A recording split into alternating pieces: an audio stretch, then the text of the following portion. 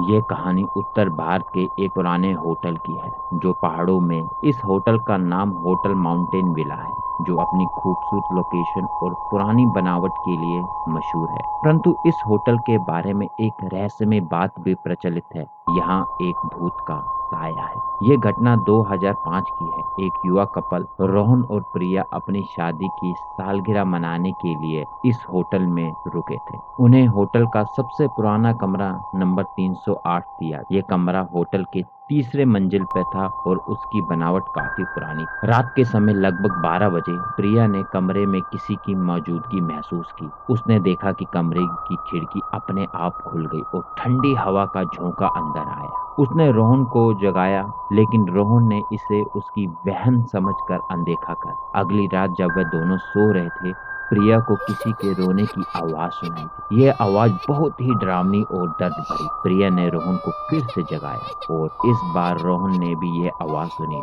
उन्होंने हिम्मत करके कमरे की लाइट जलाई, लेकिन वहां कोई नहीं था। अगली सुबह प्रिया और रोहन ने होटल के मैनेजर से इस बारे में बात की। मैनेजर ने अनमने ढंग से बताया कि कई साल पहले इस कमरे में एक महिला ने आत्महत्या कर ली थी। उसके पति ने उसे धोखा दिया था और वह दुख से डूबकर इस कमरे में हमेशा के लिए सो गई।